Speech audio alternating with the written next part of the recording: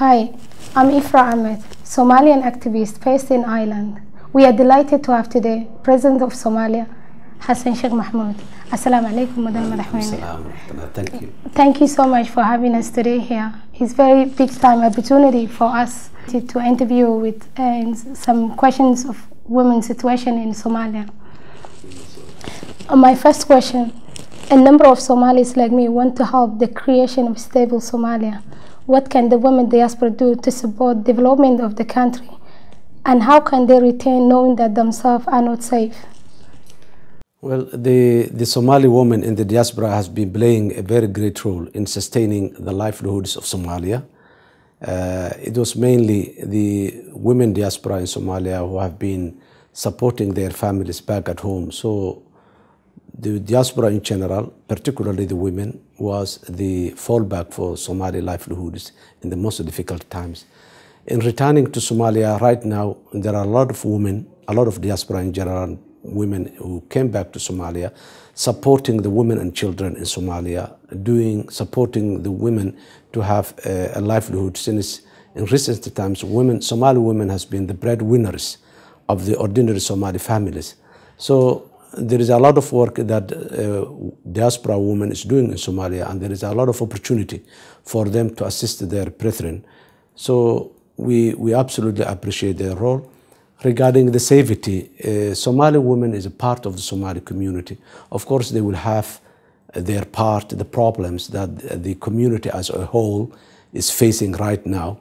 And the security issue is a very serious challenge. This security issue comprises the violence against women who has been there in the recent Somali history. But as of my government, we have very clear stand on that issue, improving the rights of the Somali women. This, of course, has something to do with the culture and the traditions of the society, which requires a lot of time to change.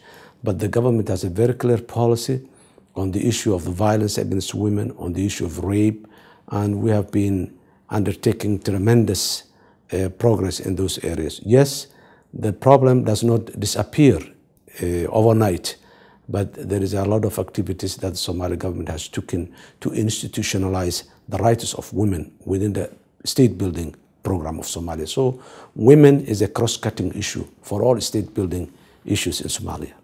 What programs and policy are the government developing to empower girls and create gender equality? Legally, women and men has always been equal in front of the law in Somalia since the independence.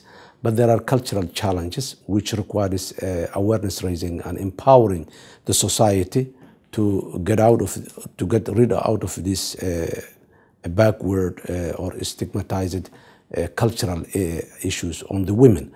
In that regard, in 21st century, the Somali women, and being a major portion of the Somali women outside, exposed to the modern way of life, modern way of establishment in the West.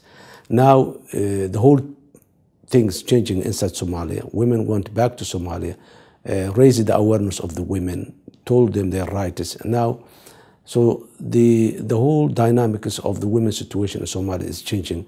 But we do not deny that there are challenges in place. Poverty is one of them. Lack of security is another one. Lack of employment and livelihood, weak livelihood is another. So these are some of the challenges. The issue of genital mutilation, it is against the modern way of life in the world. It's against the Islamic religion. So there is a lot of people who are engaged in raising the awareness of the society. And in most of the metropolitan cities in Somalia, or metropolitan life, that FGM is now has been addressed in a considerable level. But in the rural area, still it's there.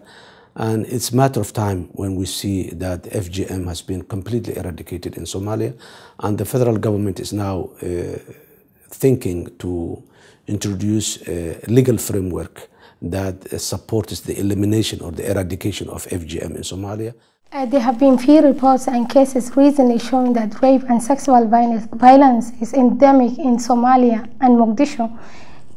According to UN report, over 70% of 170 cases has been taking place in Mogadishu in 2012 were carried out by men wearing government uniforms. What is the government doing to investigate cases of sexual violence, takes its security sectors by others?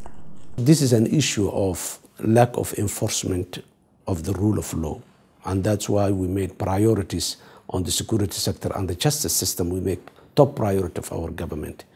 The issue of statistics is always questionable. Recently, the government has established a permanent committee that investigates the rape cases. We are establishing a special unit within the police force, which are mainly special for the rape only, whereby mainly these special forces, a major portion of these special forces are women. We are establishing clinics for with the appropriate rape kits that accommodates women who experience this rape. And in the meantime, the Somali government in the year 2013 has conducted more than 15 cases, which are very serious and has been convicted. A number of them long-term sentences, a number of them capital punishment, never been released. But the problem is that there are some entities or people who commercializes the problem. There is a problem. We do not deny that the sexual violence in Somalia is there. There is a rape, which is very, very serious. And the government's policy is zero tolerance for rape, women rape. And we publicly say it, and it's there. But the problem we're having is only the issue of capacity. It's not the issue of legal. It's not the issue of willingness. It's the issue of capacity. And right now, our capacity is improving. That's the indications are the establishment of these institutions for following up the rape cases. And we are expecting that soon these cases will dramatically be reduced.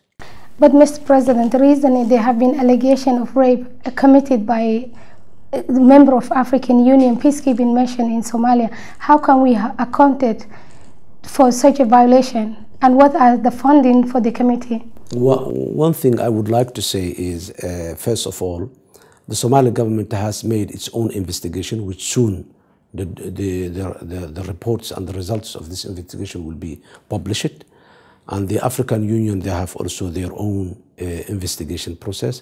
And anybody else, the United Nations, everybody, it's open. They can come and investigate. And Somali government will share with the international partners the information that we have. So that's the role we are playing.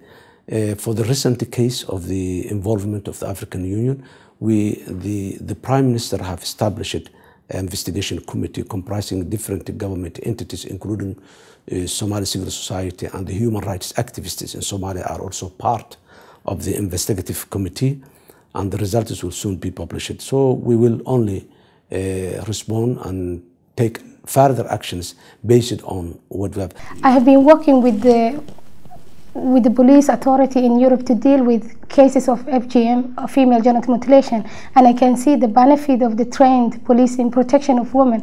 What particular plans that the government have in terms of addressing problems of sexual violence? As I said, look, what I said is that we are doing at our level best.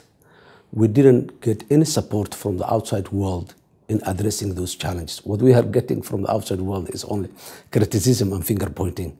There is no one single international partner who come forward to support the capacity building of the people or those police and justice system who are involved with these issues. So far, there is no one. It's only the meager resources we have, the limited capacity we have, we're doing at our best.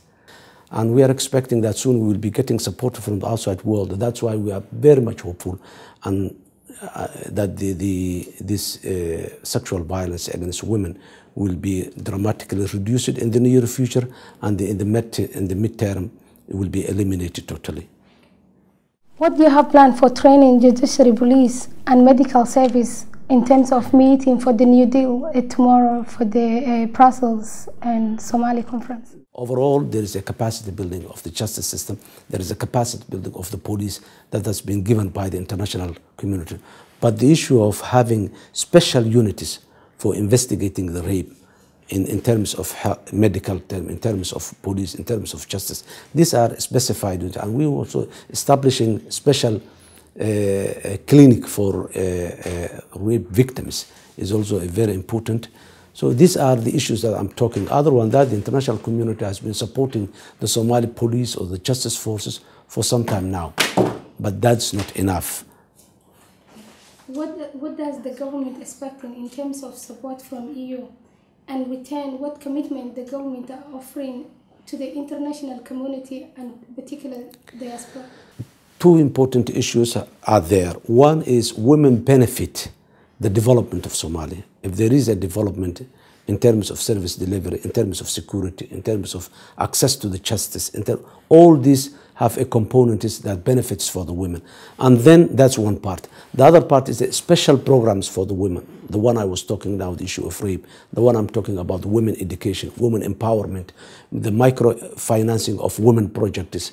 These are special programs within the overall development and recovery program of Somalia. So women will benefit out of this. I cannot tell you right now the percentage of money or the percentage of that the women will get, but within this framework, women is a priority for in terms of recovery and the development of Somalia.